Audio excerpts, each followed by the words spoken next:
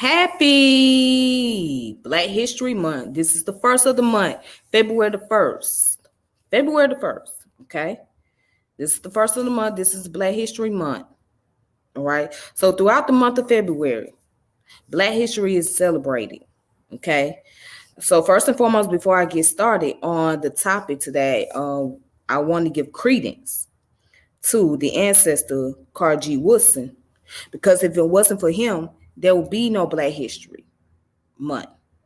He started off with Negro Week, which became what we know today as the month. And he also found the journal, which is the life and study of African Americans, okay, which is known as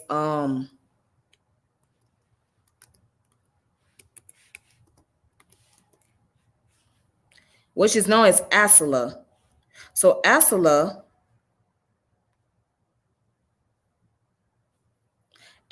is Association for the Study of African American Life and History. Okay. So Carl G. Woodson found that the African American study of life of African, no, excuse me, Association of Study of African American Life and History. Okay. So he founded that and he given the opportunity for African American or African descended people in the diaspora to study more about the history, about their African ancestors, those who was brought here on the slave ships and those that was back in the continent and those who did the work here in America. So he was very passionate. So it would be very disrespectful to sit here and say that, well, we don't need to celebrate Black History Month. Okay, you may not want to celebrate it, but let that be a beginning start for those youngins who may want to know about their history, who may want to know about those who came before them, those who came after them, and those who are going to be coming after them, in the near future, whatnot. Give them an opportunity. Give them a chance to be able to be open-minded and learn about various things. Because once they learn these things, right, they'll appreciate the history around them. But if you don't give them something to learn, then of course they're not going to care. All right, if you're going to take that away from them. So let this be the opportunity. And we got to make learning fun for the kids. So with that being said, yes, again, this is Black History Month, and we should celebrate it and we should be appreciative of it. So I want to go ahead and get started on the video. But before I get started, I want to go ahead and just take 1 minute, just take a 1 minute reset.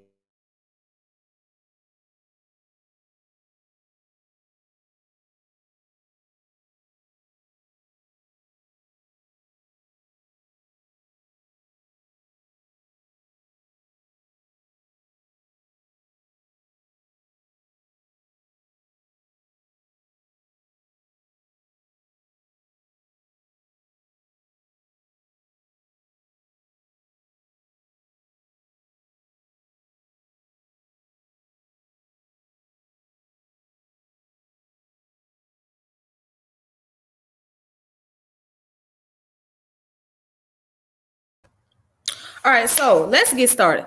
So today's topic is going to be about John G. Jack Trice.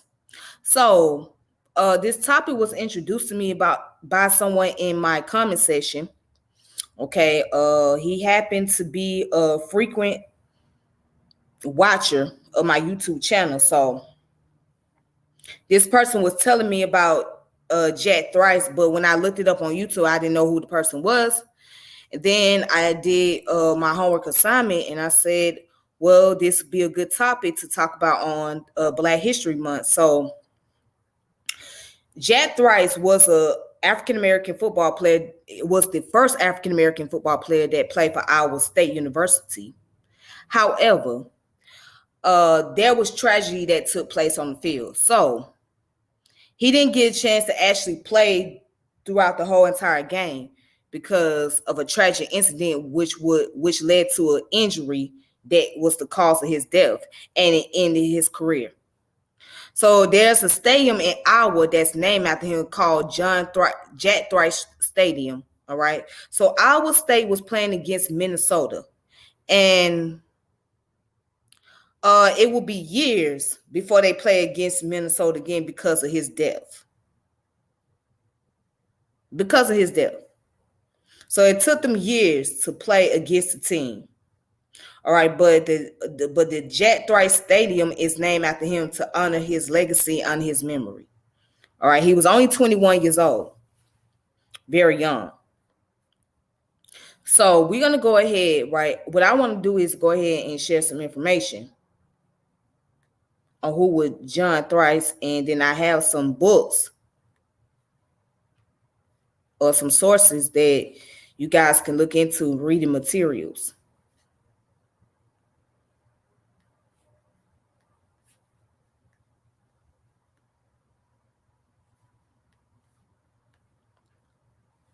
So, all right.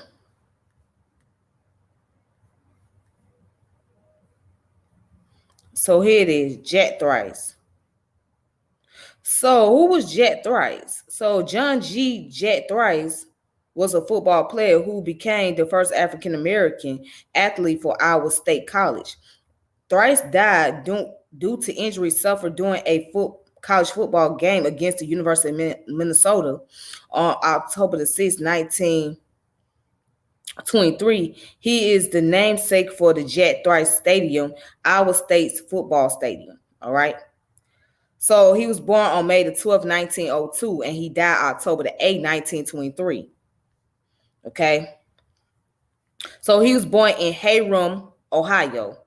All right. He was born in Hayrum, Ohio in 1902. He is the son of former Buffalo soldier Green Thrice as a child. Thrice was active in sports and demonstrated outstanding athletic skills. In 1918, Thrice's mother sent him to Cleveland, Ohio to live with an uncle. Thrice attended East Technical High School where he played football. In 1922, Thrice followed 5 of his teammates as well as his former high school coach, Sam Williman, to Iowa State College in Ames, Iowa. All right, so for those of you who don't know where Iowa is at, Iowa is one of the states that's in the Midwest. All right. Iowa is not a very popular state, okay, but it's in the Midwest. All right. While attending Iowa State, Thrice participated in track and football, primarily as a tackle. He majored in animal husbandry with the desire to go to the South after graduation and use his knowledge to help African American farmers. In the summer before his freshman year at the age of 19, Thrice married Cora Mae Starling, who was only 15. They both found jobs in order to support themselves through school. Thrice also was a member of the Alpha Phi Alpha fraternity and initiated through the Alpha Nu chapter, Drake in Iowa State University. On October the 5th, 1923, the night before his second college football game, Thrice wrote the following in a letter on a stationery at a racially segregated hotel in Minneapolis, St. Paul. The letter was found in Thrice's suitcase just before his funeral. My thoughts just before the first real college game of my life. The honor of my race, family, and self is at stake. Everyone is expecting me to do big things. I will. My whole body and soul are to be thrown recklessly about the field tomorrow. Every time the ball is snapped, I will be trying to do more than my part. On all defensive plays, I must break through the opponent's line and stop the play in their territory. Beware of mass interference. Fighting low with your eyes open and towards the play. Watch out for cross butts and reverse end runs. Be on your toes every minute if you expect to make good, Jack. And that's what he wrote. The game and Thrice death and aftermath. So on October the 6th, 1923, Thrice and his Iowa State college teammates played against the University of Minnesota in Minneapolis. On the night of the game, Thrice got to stay at the same hotel as his teammates who stayed at the Radisson Hotel, but he could not eat with them in the dining room. During the second play of the game, Thrice collarbone was broken. Trice insisted he was all right and returned to the game in the third quarter while attempting to tackle a University of Minnesota ball carrier. Trice ended up on his back after a roadblock, a play which is now banned, and was trampled by three Minnesota players. Although he claimed to be fine, Trice was not able to stand and was removed from the game and sent to Minneapolis Hospital. The doctors declared him fit to travel, and he returned by train to Ames with his teammates. On October the 8th, 1923, Trice died from a hemorrhage. Was it hemorrhage? Yeah, hemorrhage, lungs, and internal bleeding as a result of the injuries sustained during the game. There was a great deal of speculation surrounding the play that resulted in Trice's death. Iowa State teammate John Bam told the Cleveland Plain Dealer in 1979 interview that one person told me that nothing out of the ordinary happened, but another who saw it said it was murder. Iowa State dismissed all classes after 3 p.m. on October 9, 1923 in the honor of Trice. Trice's funeral was held at Iowa State College Central Campus in Ames on October 16, 1923 with 4,000 students and faculty members in attendance. His casket was draped in cardinal and gold, Iowa State school color, before he was buried. Trice's casket was transported to Hiram, Ohio for burial at Fairview Cemetery. As a result of his death, Iowa State did not renew its contract to play against Minnesota for 66 years. The team would not play again until 1989. So because of what happened to him, right, on the field, they trampled him. Now, he was a defensive player, so he was getting ready to tackle. They trampled this man, and Iowa State made a conscious decision that they was not going to play against Minnesota for 66 years until 1989. And that was almost 33 years ago. That's when they played against Iowa State again. That was when they played against University of Minnesota. But they refused to play against them because of what happened to that man. All right, now let's look at his stone.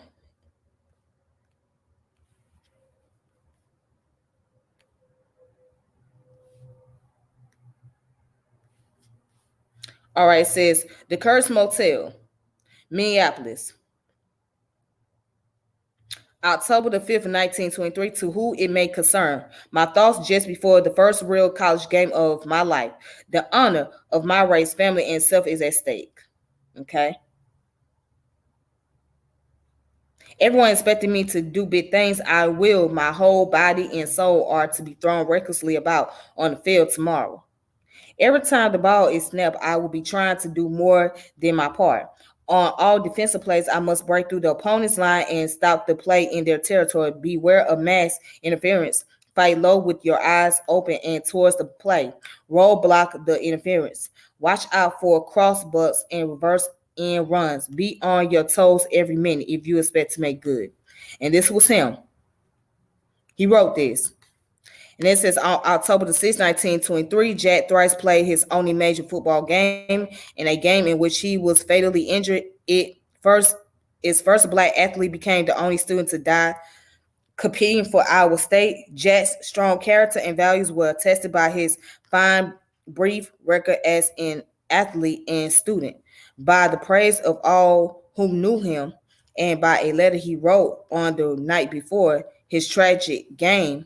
This statue was erected by the students of Iowa State to memorialize the ideals of moral courage and ethical completion so embodied in the story of Jack Trice. 1987, sculpture by Christopher Bennett.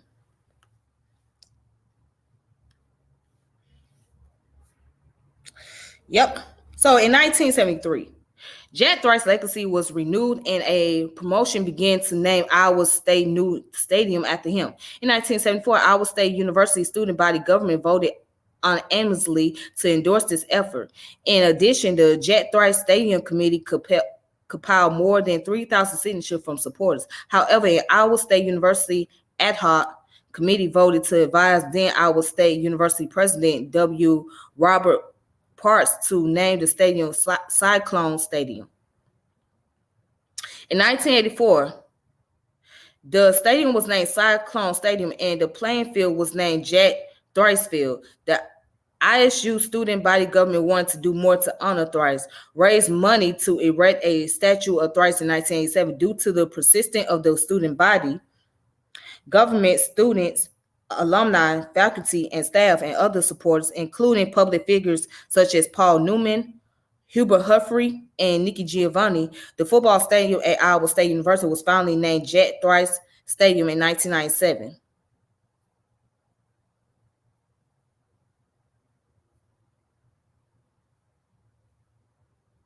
All right. Jack Thrice Stadium is currently the only Division I FBS stadium or arena to be named after an African American.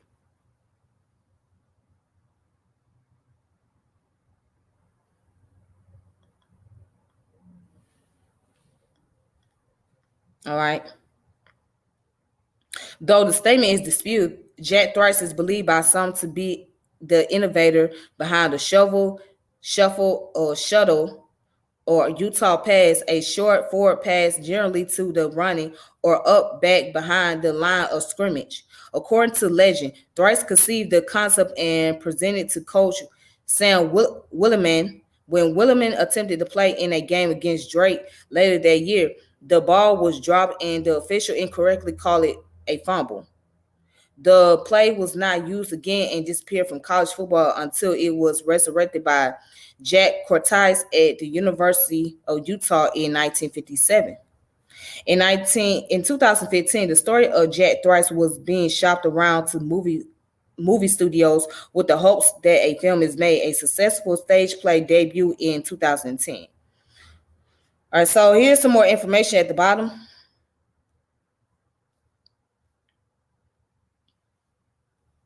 All right, there's the further reading. And so here's the actual letter that he written before he had passed away.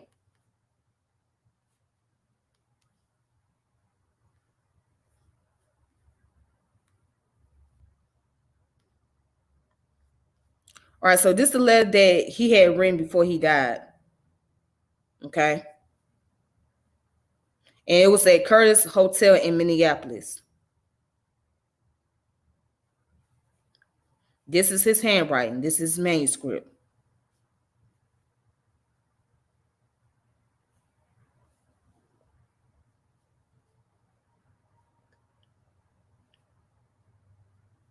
All right. So he talks about basically putting his best foot forward and how he's going to go about taking on his opponent, etc. So that's what it was all about, the plays that he wanted to run and how he's going to put his best foot forward as a football player and get the play done, get the job done, do what he has to do on the team. Okay.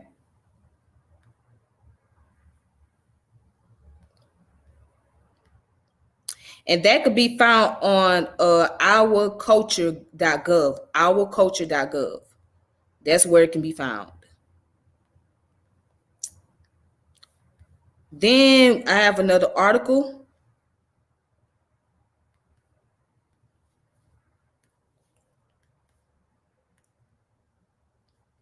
All right, so it's from the State Historical Society of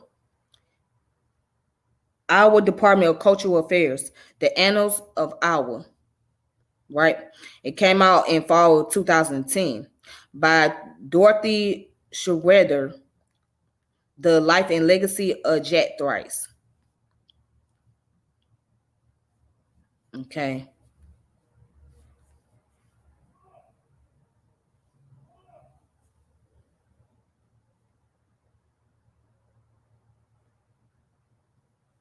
All right, so let's see what else we can find about his legacy.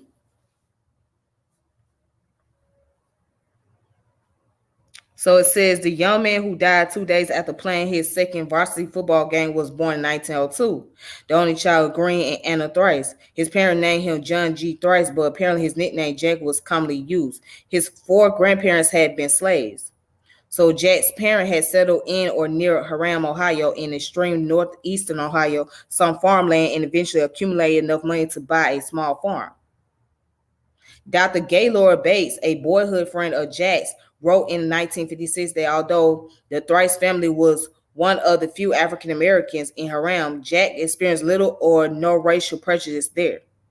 He was as full of fun and practical jokes as anyone else.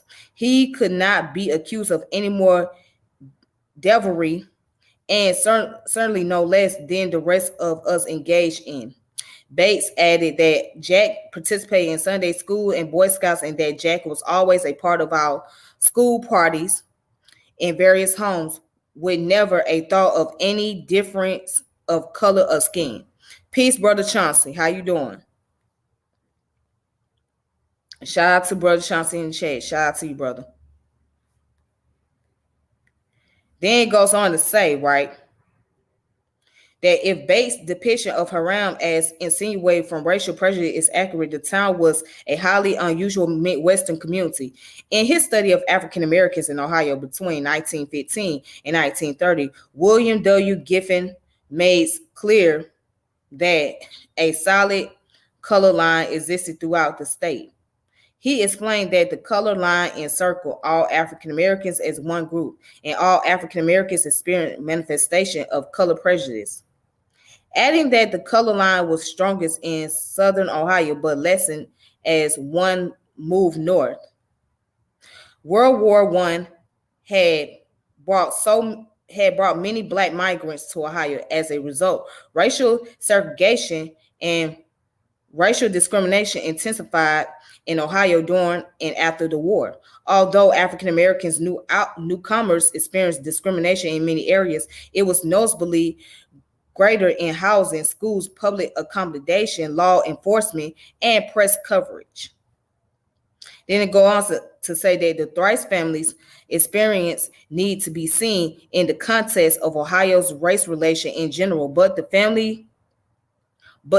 family's specific location is also significant. The Thrices had settled in Hiram, a small town some 20 miles southeast of Cleveland. Giffen singles out Cleveland, located in northeast Ohio, where the color line was less rich, in an urban center that manifested less discrimination than other large areas in Ohio. He notes that city officials there made a greater effort to confront racial discrimination. Cleveland schools, moreover, were probably more integrated than those of any other urban area in the state. Because Hiram was located close to Cleveland, Thrice would later attend school there, and because his hometown was located in part of Ohio least affected by the color line, Jack Thrice probably benefited from his parents' decision to locate there. Regardless of disagreements about the degree of racial discrimination Jack might have experienced. All right, so this comes from the article, right? It also say after Jack completed the 8th grade in Hiram, his mother, Anna, by that time, his father was deceased, sent him to live with relatives in Cleveland. According to Bates, Jack's mother believed that her son had been too sheltered and needed to be among people of his kind to meet the problems that a Negro boy would have to face.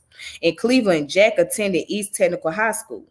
The racial composition of the school is not known, but one piece of evidence has survived: a photo of Jack's high school team in which Jack Thrice is one of 2 black players.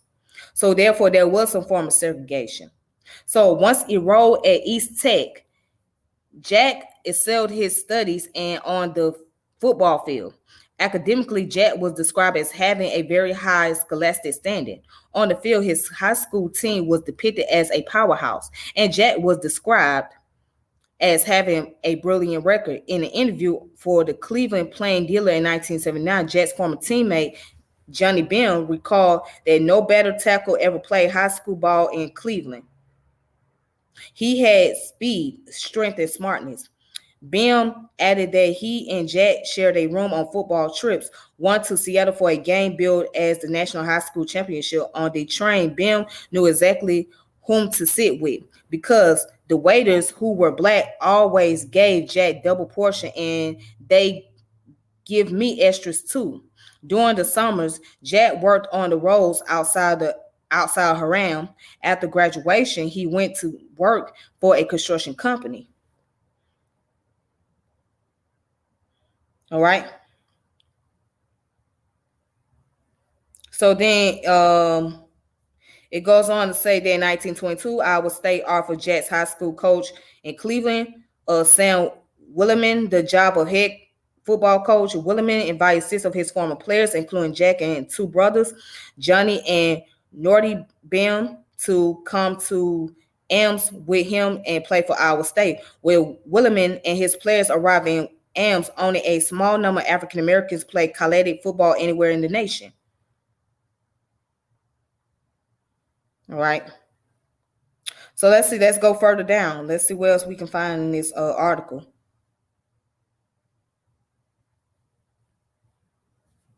So it says Iowa State College fielded its first football team in 1892, but the sports did not have an auspicious beginning. When the first team took the field, few students or faculty knew of or understood enough of the game to watch or play it with enthusiasm. 3 years later, ISC hired Glenn Pop Warner, for a former star football player at Cornell University, as football coach, and the program began to attract some attention. In the fall of 1895, the Iowa State College squad traveled to Northwestern University for that school season opener.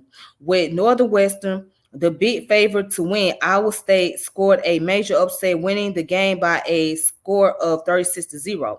Not only did Iowa State College win the game, but the school also acquired the nickname the Cyclones. The Chicago Tribune reported on the game carried the headline "Struck by the Cyclones." From then on, the Iowa State College team was known as the Cyclones. All right, so, and it goes on to say, in its early years, football was a violent endeavor. The equipment was still cloth padding. Leather helmets did little to protect against head injuries, and strategy formation invited mayhem. By 1905, college football had become so precarious that 18 players were killed in games, and 159 players suffered serious injuries. For African Americans players, the game was especially dangerous. As Jessica Schultz has pointed out, black players were often targeted by opponents for especially vicious hits. Sometimes the black players' own teammates would not provide adequate blocking or interference.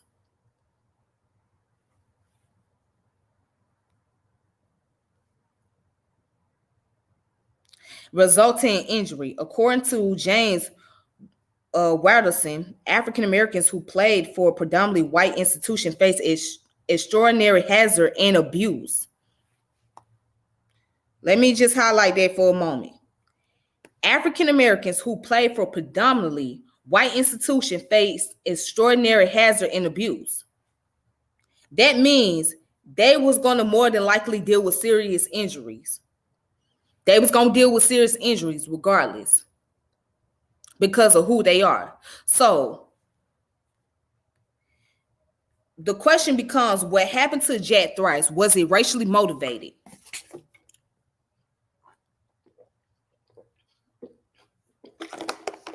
Was it racial tensions going on the field? Was it the fact that because he happened to be a black man, to be a defensive player, and tackling another player that happened to be white? Was that racially motivated? Because based on what I was reading right here in this article, it showed that African Americans, more than likely, they face extraordinary hazard and abuse. So why did they face hazard and abuse? Because of who they are. So that gave the white opponents the opportunity to say, okay, now we can play real rough on these niggers. We can play rough on them. We can tackle them any way we want to. And so in his case, it was racially motivated. He got trampled over. Because them white boys didn't like the fact that, oh, you got a nigga out here on the goddamn field and he a defensive player and he tackling one of us. Nah, they ain't finna go down like that. We gon' goddamn end this nigga career before that shit even happened. And that's what it was.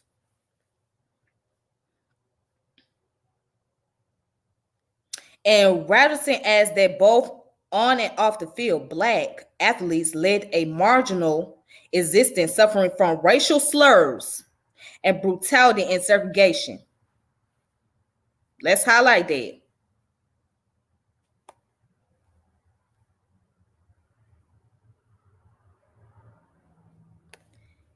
Both on and off the field, black athletes led a marginal existence suffering from racial slurs, brutality, and segregation.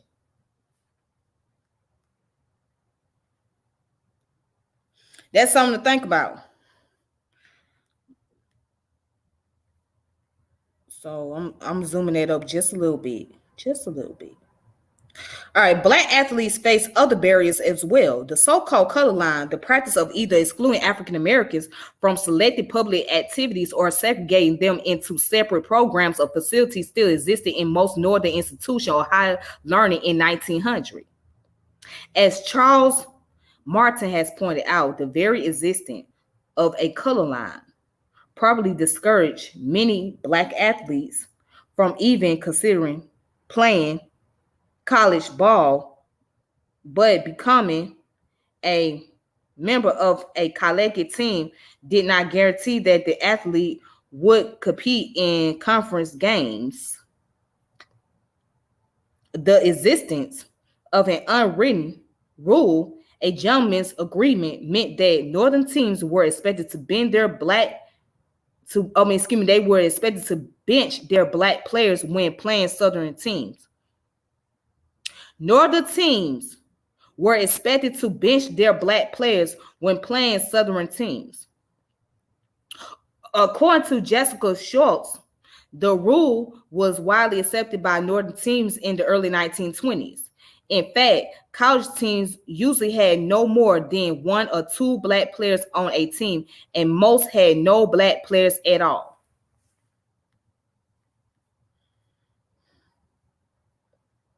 All right. So let's see what else we can find on here.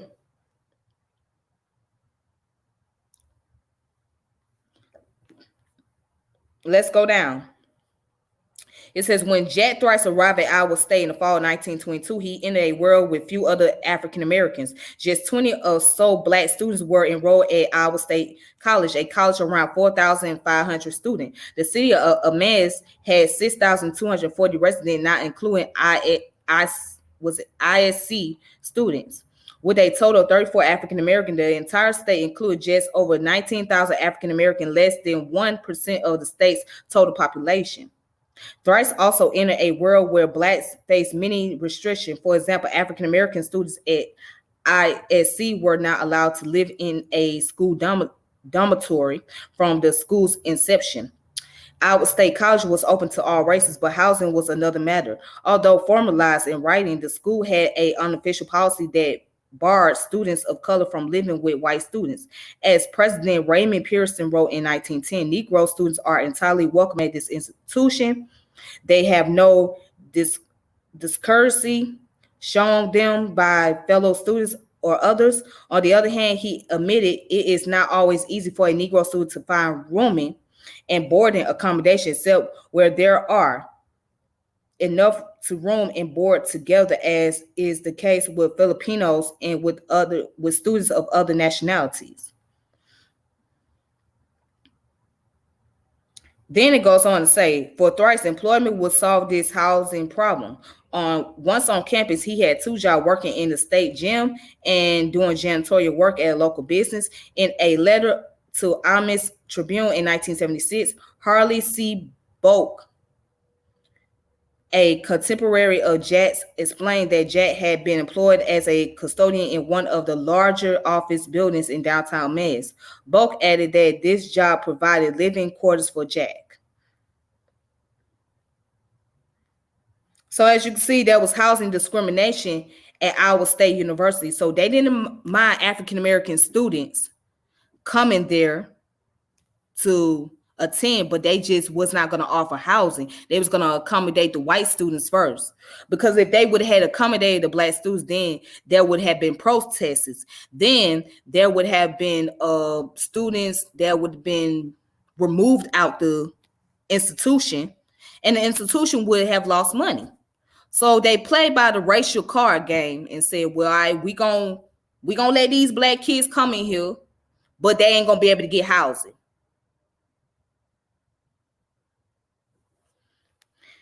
It says housing was not the only area of discrimination Jack Thrice and other African Americans faced in Amaz and other parts of the state. In 1920s, blacks and whites lived mostly separated lives.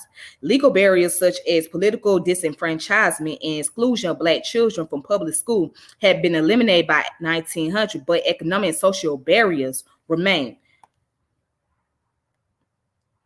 But economics and social barriers remain. In a studies of blacks in Iowa in 1918, 4 years before Jack Thrice arrived in the state, Victor Coles noted the strict separation between races on the social level.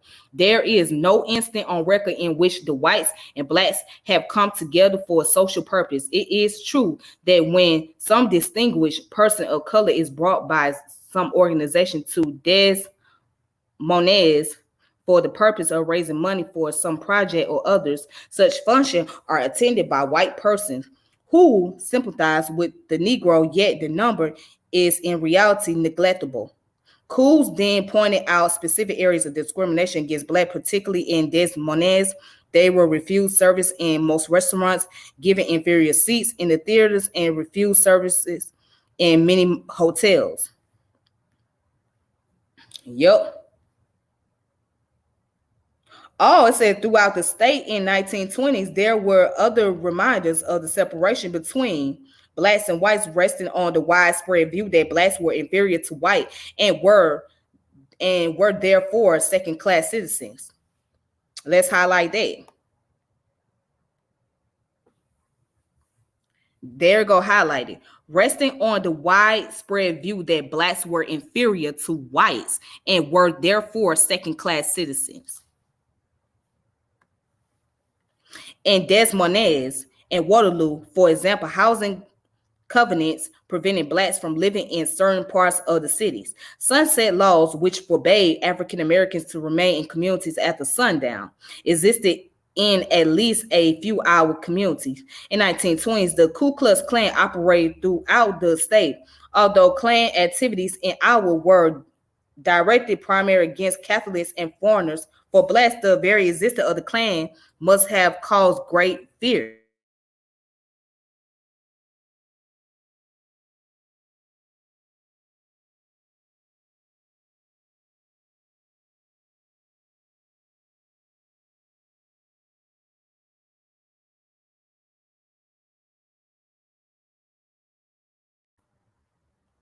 You see, our people had to live in fear all their lives. So when the Ku Klux Klan came around, that meant something. It meant something very serious. It meant that you had to be careful because your life is in danger, especially in the South. Your life was at a greater risk when you came across Ku Klux Klan.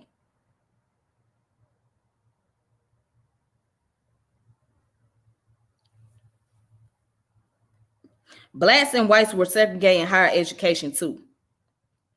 Howard Chase described years between 1868 and 1949 as a period when tokenism defined Iowans' attitudes towards African Americans in higher education. Chase wrote that a widely held stereotype was that African Americans were intellectually inferior. As a result, Iowa's college and university admitted only a few African Americans to their institution.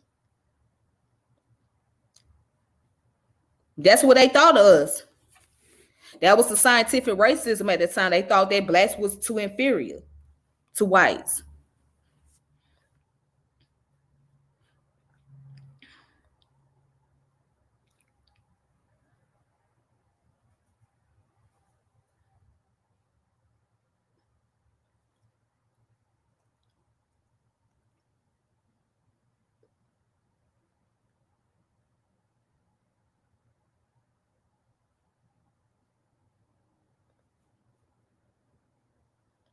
And then the sad part about it,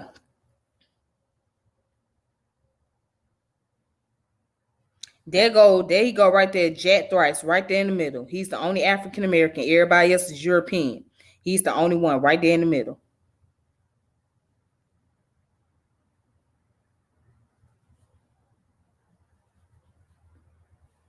And there he go again. The sad part about it, as black folks, you couldn't even rebel. You couldn't rebel back against these white folks if you wanted to. Not out in the opening. You had to just play by the game, play by the rules. And if you try to, then it will cause much greater damage on you. It will put you in more danger and your family.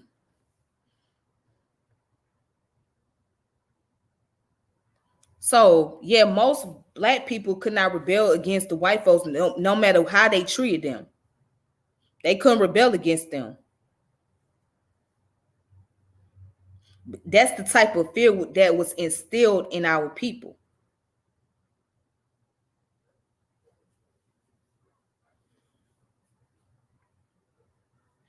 So when I hear jackasses like Kanye West talking about slavery was a choice, that goes to show you that that nigga has no understanding about fear. He doesn't have no understanding about how slavery worked and how it put so many of our people in that state. It wasn't that they had a choice to say, oh, I'd rather be a slave or not. It was they was put in danger. Now, if they rebelled, the only choice they had was to die, to face harsh punishment. And me and them was too afraid. So it was out of fear. So when I hear niggas like Kanye say some shit like that, that goes to show that he don't understand history. He doesn't understand what it means to be put in that type of fear and put in danger. He's thinking from a 21st century mindset. He's thinking from a 21st century mindset. He does not think from how he doesn't put himself, he can't put himself in the shoes of how those people was living during that time. And then you got these sheeps and these mindless individuals that follow after his ass, swearing that he talking some real shit. That nigga ain't saying shit. So yeah, that nigga ain't saying nothing. Y'all listen to these celebrities thinking that they know what they talking about. They really don't. They don't really understand a lot of things. A lot of them are just fucking clueless. Like they don't have a fucking clue about a lot of shit.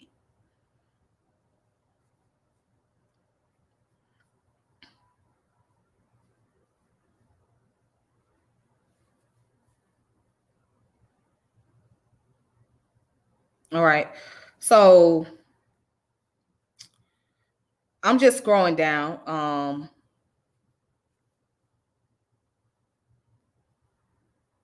All right, again, this is a picture of him. That's him again, right there.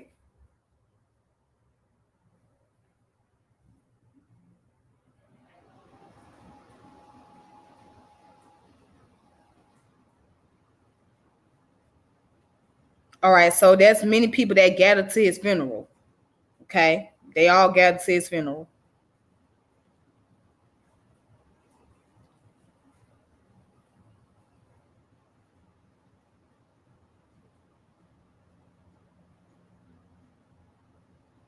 Peace, brother Darren. How you doing? African American struggle in the American history. That's right, African American struggle in the American history. Yes, yes, African American struggle was something serious. If we gonna talk American history, this is why. This is one of the reasons why. Let's see. I'm trying to find something else where I can read on this article.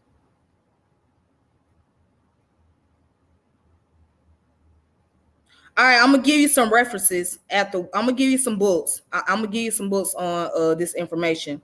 Well, I only got one of them, so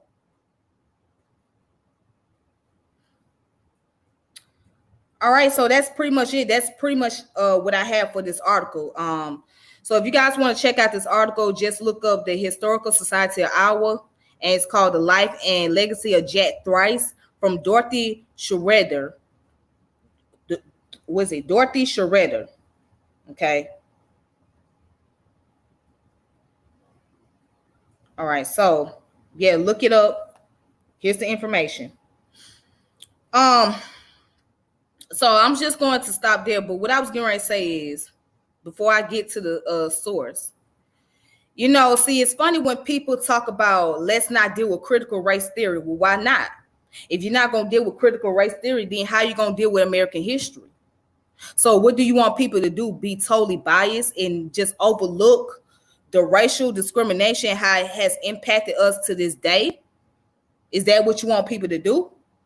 So when folks say that, do away with critical race theory, that means do away with talking about racial discrimination, talking about historical events that has impacted African Americans, do away with civil rights, Jim Crow talk, all of that. That's basically what you're saying. Post-slavery, that's what you're telling us. So it's like basically want folks to sugarcoat. And that's inaccurate. That's confirmation bias. That's not historical.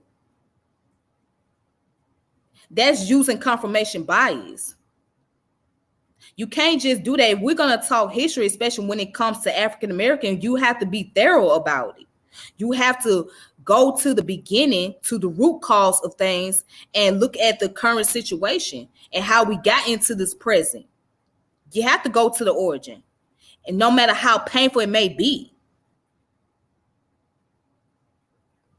it happened. It's there.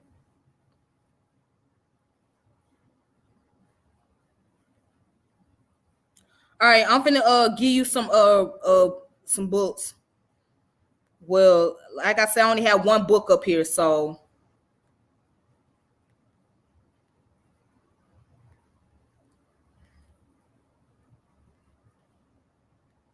all right. Now, this book is called The Moments of Impact, Injury, Racialized Memory, and Reconciliation in College Football by Jamie Schultz. Okay, so this goes into the story about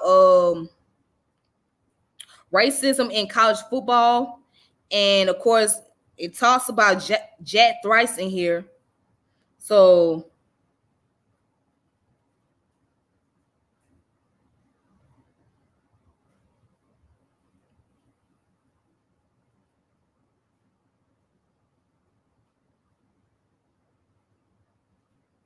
yeah, so it talks about Jack Trice, as you can see. It's mainly about him. All right. But it gets into how racial discrimination has impacted African American football players, how they suffer a lot of injuries, serious injuries, blitz at that, and how they had to go through that process of dealing with the whole discrimination. So just check out this book, Moments of Impact, Injury, Racialized Memory, and Reconciliation in College Football, Jamie Schultz. Again, the person name is Jamie Schultz. All right. So you guys can check it out for yourself. Look it up on Amazon. Look it up on check it out at Barnes and Nobles. Whatever you gotta do. I can share some information with you all on my social media platform. So if you guys follow me on Facebook, Instagram, and Twitter, and I'm gonna start using Twitter more often, but mainly Facebook and Instagram. If you follow me on there, then I'll make sure I send the information to you, whatever you need. All right.